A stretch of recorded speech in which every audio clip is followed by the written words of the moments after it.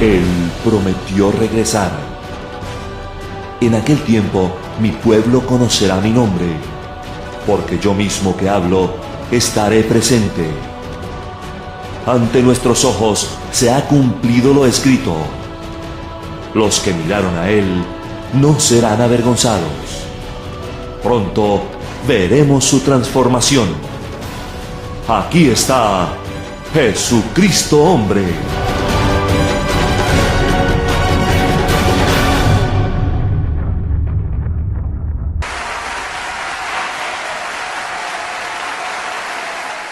Yo quisiera compartir con ustedes cómo fue que yo, en el rol que yo juego como Jesucristo hombre, cómo yo comencé a darme cuenta del misterio de la iniquidad, dónde estaba la maldad, hablando en medio de la religión, de las religiones, no hablando de la política, aunque está envuelta la política, y ni la vida social de los pueblos, aunque está envuelta también. Pero cómo fue que yo comencé a darme cuenta, porque al principio yo lo que hacía era disfrutando que fui un predestinado, un escogido, un bendecido, que el diablo fue destruido. Y yo veía tanta maravilla que yo, imagínate, yo lo estaba disfrutando solo porque no estaban ustedes.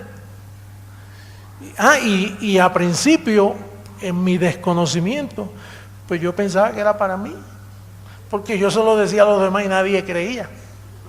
Al hermano mío yo se lo compartí y me dijo, bueno, una vez vino con el pastor de él a sacarme demonios, porque yo estaba hablando y que medio raro. Entonces, pues yo lo estaba disfrutando yo y tenía, después de ese alumbramiento que tuve, tenía que estar leyendo la Biblia de nuevo, porque lo que había leído antes era la letra, no el espíritu de eso que yo leía. Entonces cuando lo leía no podía leer más de 2 versos, dice, pero porque le veía la vida de cada verso. Pero una vez comencé a leer a Gálatas capítulo 1 verso 18. Gálatas 1:18, ahí yo aprendí muchas cosas. Vamos a leerlo en la pizarra. Dice, después pasados 3 años, ya usted se tiene que detener. Dice, ¿qué importa? ¿Qué significa 3 años? Pues que 3 años de conversión. O sea, después que él entiende lo que le sucede a Pablo, que usted sabe que él perseguía a los cristianos y los obligaba a blasfemar y si es posible matarlos. Él fue el culpable de la muerte de Esteban. Pero al tener esa conversión, él no subió a Jerusalén tampoco, él se quedó con su conversión experimentándola. Pero pasan 3 años y después de 3 años de lo que él ha experimentado y que está seguro que es así y que el Señor se le aparecía y le hablaba y le daba instrucciones. Entonces pasan 3 años y entonces él sube ¿a dónde? ¿A dónde subió? Quiere decir que él no había estado en Jerusalén por 3 años. Pero él ahora sube porque él ha oído ya de los apóstoles. Y él fue a ver, miren a quién fue a ver. ¿Para ver a quién? Para ver a Pedro. Y ya Pedro estaba montado ya con los demás apóstoles, quitándole las propiedades a la gente, las vendían, ponían todas las ganancias a sus pies. Pedro siempre decía, acuérdense de los pobres, y por eso le daban mucho dinero.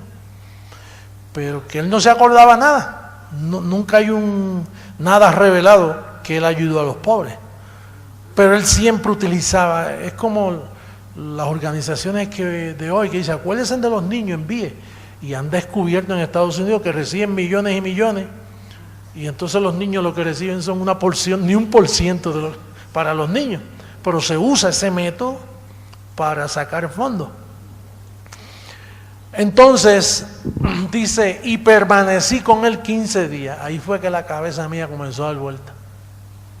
15 días con Pedro, sin radio, sin televisión. sin el ruido de hoy que hay hoy para entretenerte en tantas cosas. No había fútbol, balompié, no había deportes desarrollados como ahora hay.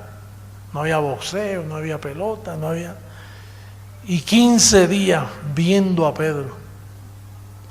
Y Pedro era un individuo que se había ganado cierta fama porque él sanaba a los enfermos. Con la sombra de él se sanaban los enfermos. Y él utilizaba eso para ganar, para influenciar a las vidas. Pero el que sube a verlo ahora es Pedro, y dice, pero no vi a ninguno otro de los apóstoles, sino a Jacobo, el hermano del Señor. Quiere decir que el Señor Jesús tuvo un hermano, hijo de María también. Y usted sabe que la Iglesia Católica dice que ella no tuvo ningún otro hijo, pero él identifica ahí a Jacobo, el hermano del Señor. Y no hermano como a veces tú y yo nos llamamos, oye hermano, ¿cómo estás? No, el hermano del Señor, pariente de él. Y yo no sé por qué él tiene que poner ahí, en esto que os escribo aquí delante de Dios que no miento. Ahora, yo me imagino que en esos 15 días Pablo llevaba un mensaje para Pedro. Y me imagino que Pedro también quería escuchar qué te ha pasado, qué tú has experimentado. Y me imagino que Pablo le dijo,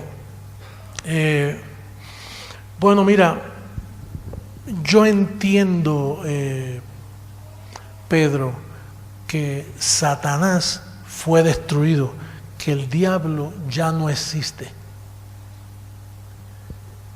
Eso me lo dijo el resucitado que se me apareció. Ya él no existe. Dice, pero ¿cómo que el diablo fue destruido? Sí, Satanás no existe. Él existió, pero cuando Cristo murió, perdió toda la existencia ese mundo espiritual. Esos demonios que se aparecían, que de hecho los evangélicos hoy creen tanto en los libros históricos como Mateo, Marcos, Lucas y Juan, y de ahí es que ellos sacan toda su doctrina para sacar demonios en las iglesias, con un atraso de 2000 años. Pero como la carne es tan engañosa, a veces hay evidencia de ciertas manifestaciones carnales cuando oran por uno, otro vomita, otro comienza a sudar, otro comienza a gritar. Y entonces pues parece que Satanás está vivo, parece que hay demonios todavía por los aires. Pero aquello terminó allí. Yo estoy seguro que Pablo le hizo énfasis en estas verdades.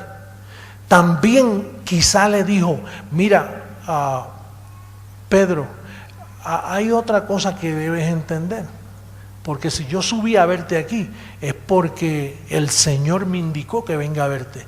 Mira, hay dos evangelios. El de la circuncisión, el tuyo, el que tú predicas, es judío, mezclado con la experiencia que tú has tenido con Jesús de Nazaret.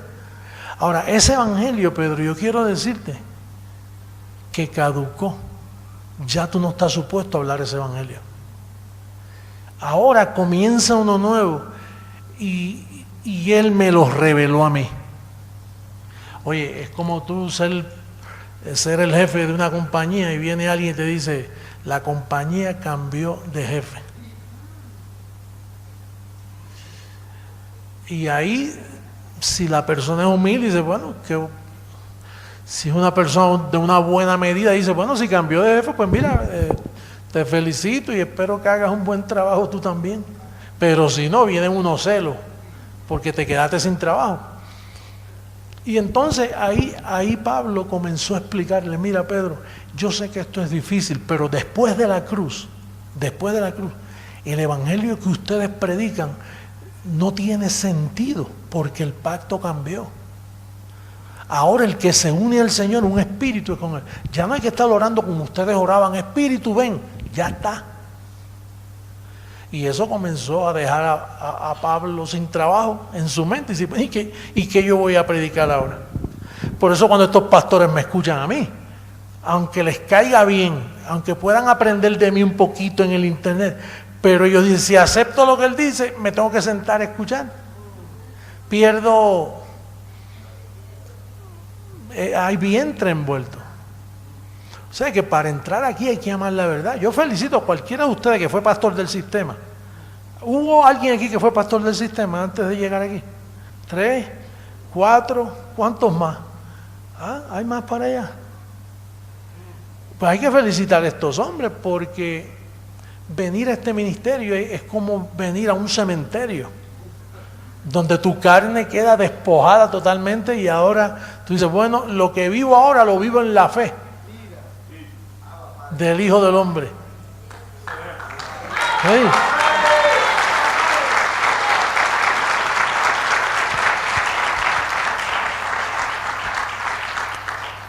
Yo me imagino que le dijo también, oye, Pedro, yo los escucho a ustedes cuando están, he visto en estos 15 días que tú le dices, Dios te bendiga, Jacobo.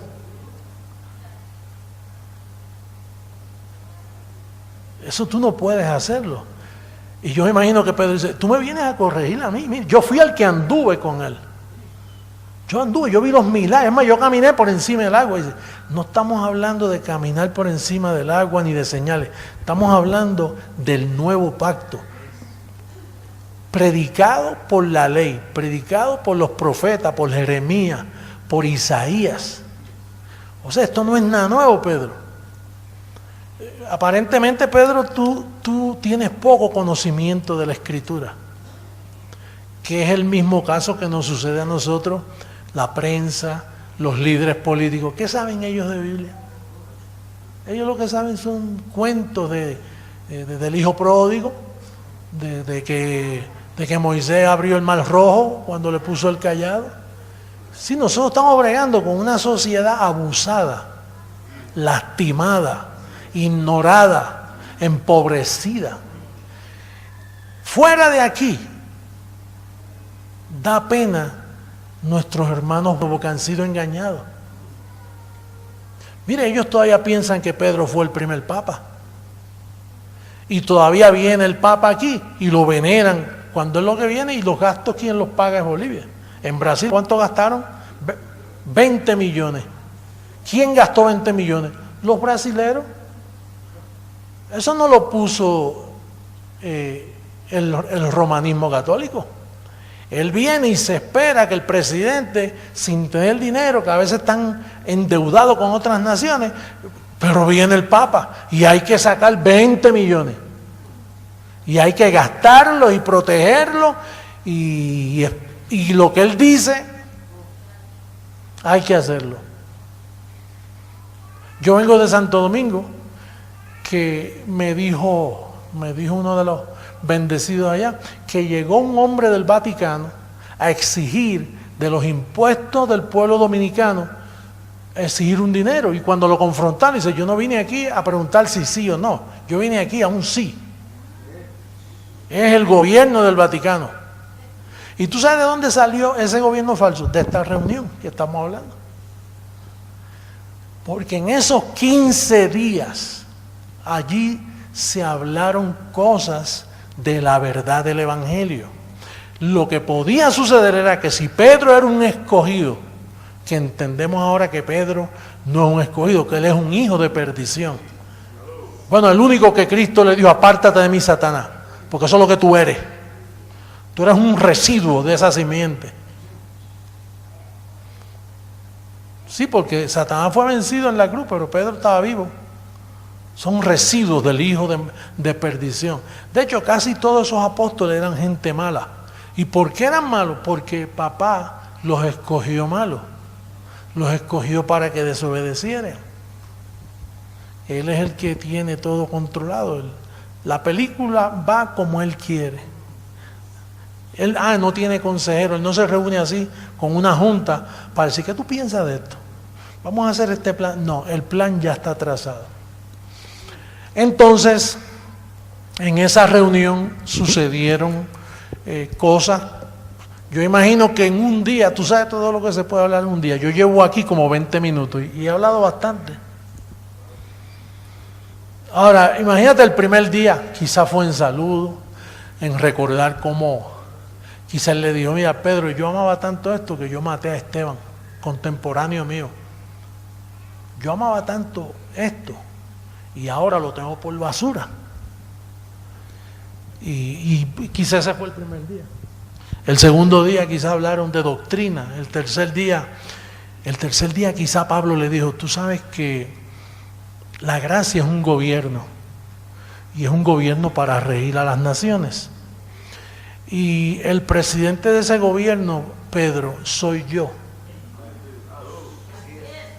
Y ese gobierno va a tener todas las cosas en común.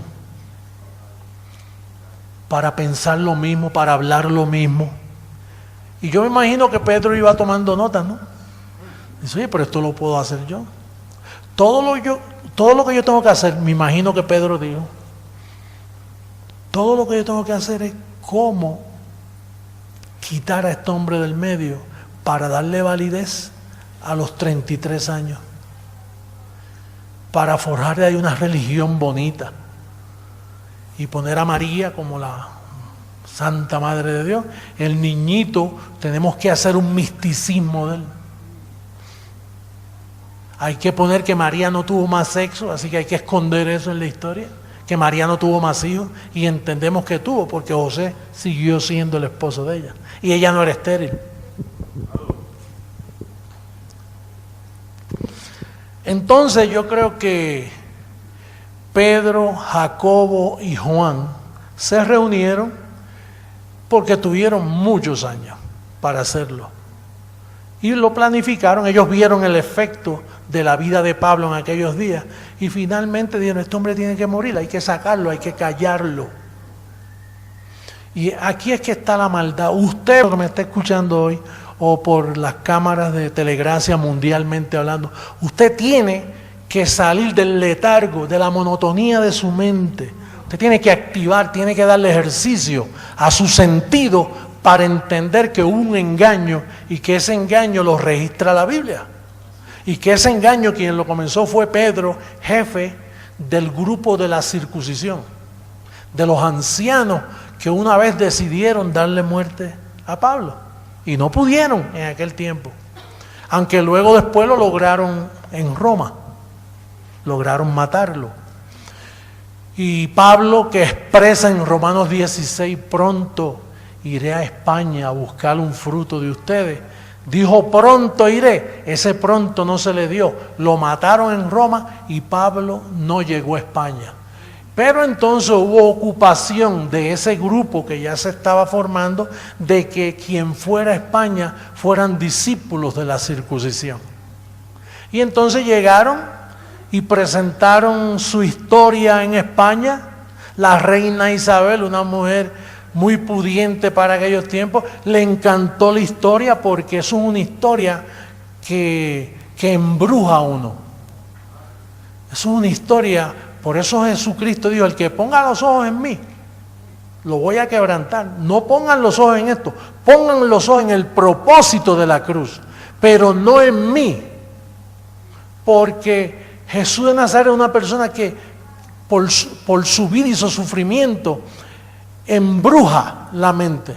Por eso Juan, cuando habló de él, Dios es necesario, como la serpiente en el desierto fue levantada, así también el Hijo de Jesús de Nazaret sea levantado. Entonces de ahí surge que llegan los discípulos de Pedro a España. Isabel decide ayudarlos, pone el dinero para que Cristóbal Colón, otro asesino más de la historia que tanto yo le cantaba en mi escuela. Cuando yo era jovencito me enseñaban a cantarle a él. Porque el gran descubridor, y es verdad, descubrió, pero los crímenes que cometieron fueron tremendos. Y entonces establecieron la falsedad de la iglesia, el catolicismo romano. Es una falsedad en grandes proporciones. Eso ha destruido al mundo. Y yo he venido a desmantelar ese negocio.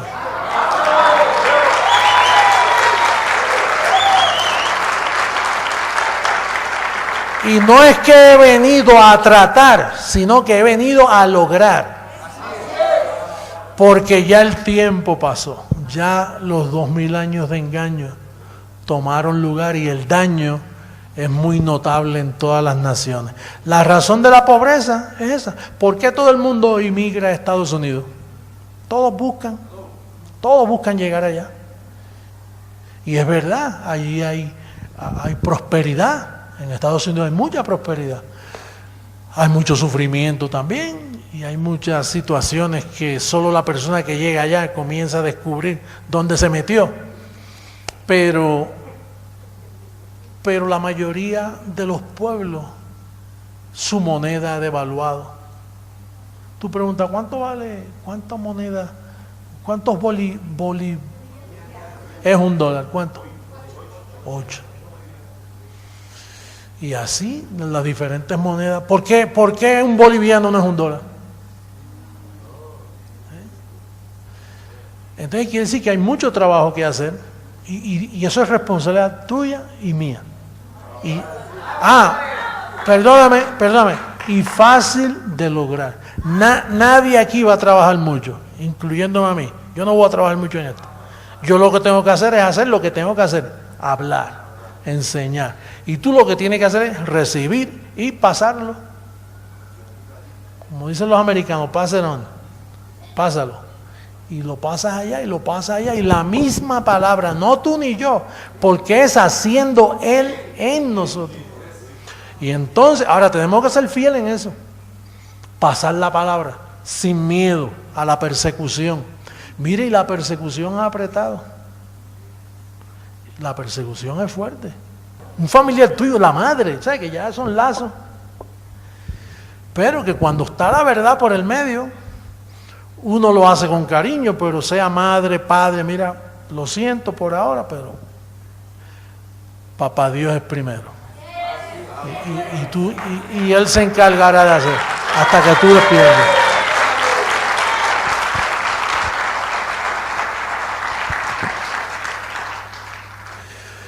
Entonces, ¿qué muchas cosas discutieron en esos 15 días? Oye, yo creo que un congreso de 15 días uno puede aprender mucho, ¿verdad? 15 días. Tremendo. Yo creo que ahí Pedro sufrió, se puso rojo, se enfureció, se puso bravo. ¿Qué mucho habrá pasado? Ahora hay algo que yo creo que le dolió más y es Colosenses 1:20. Vamos a buscar a Colosenses 1:20.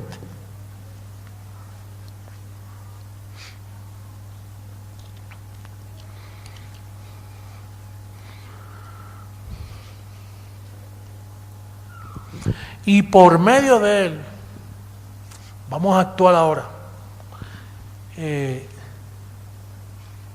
Pedro, yo Pablo te digo que por medio de Él reconcilió consigo todas las cosas. Así las que están en la tierra, donde tú estás ahora, Pedro, como las que están ¿dónde? En los cielos, haciendo la paz mediante la sangre de su cruz. ¿Tú sabes lo que le dijo ahí? Pedro, ¿por qué cuando tú hablas del cielo miras hacia arriba? Si ya Él reconcilió el cielo y la tierra. ¿Tú sabes por qué? Si se reconcilió es porque antes eran una unidad, el cielo y la tierra. El pecado trajo una desunidad. Pero al Cristo morir, reconcilió, unió. ¿Y qué es lo que tú estás tratando de decir, Pablo? Y dice, bueno, pues que el asunto, la fiesta es aquí en la tierra. O sea que el infierno no está por allí cerquita del cielo, en la parte sur, y el cielo en la parte norte. El infierno es un periódico de ayer, Pedro. El infierno era el crematorio donde botan la basura a los pueblos, donde el gusano nunca muere, porque botan animales que están descompuestos y bota gusanitos.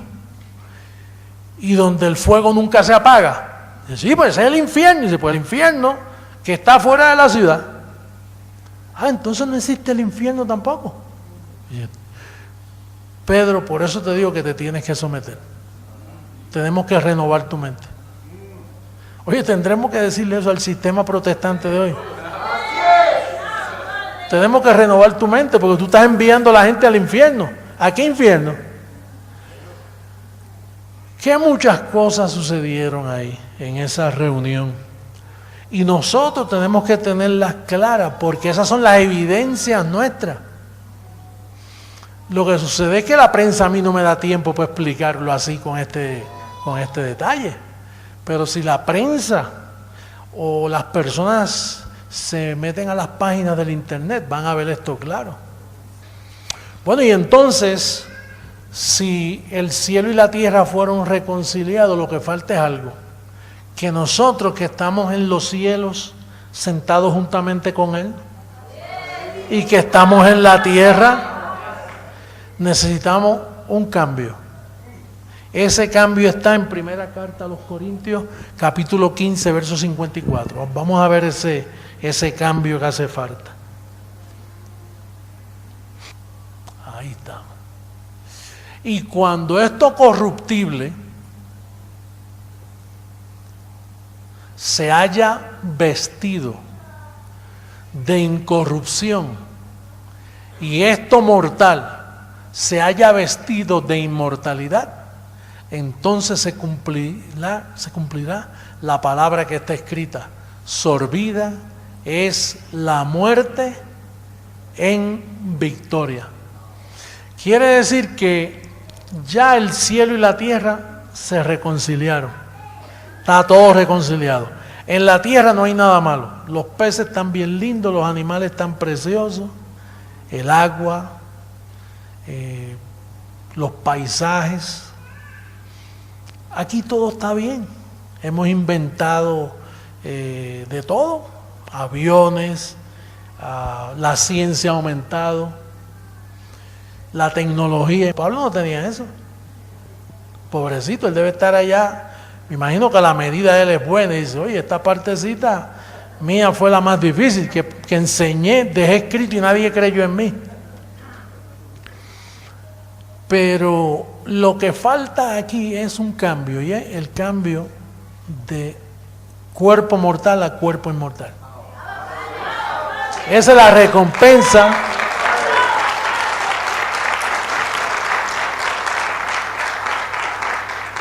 Y eso viene. ¿Y tú sabes de dónde viene? ¿Ah? De ti, de adentro. Mientras te vas renovando, eso va a ser absorbido por la vida. La misma vida va a hacer eso. Tú no tienes que decir, papá, ¿por qué tú no me lo haces? No, ya te lo hice. Te lo hice al poner mi espíritu en ti. Pero tienes que renovar la mente porque eso va a venir de ti. Va a llegar en mí primero. Un día yo voy a estar en Miami así, un poquito de esos días ahí lluvioso con una tormenta de truenos de esos que dañan televisores y dañan todo. Un día ese de momento, ahí sucedió. Y de momento... Oye, y de momento un abrir y cerrar de ojos se mete por Bolivia, por Colombia, y empieza el pueblo de Dios, la manada pequeña que habló Jesucristo. ¡Agua, Padre! ¡Agua, Padre!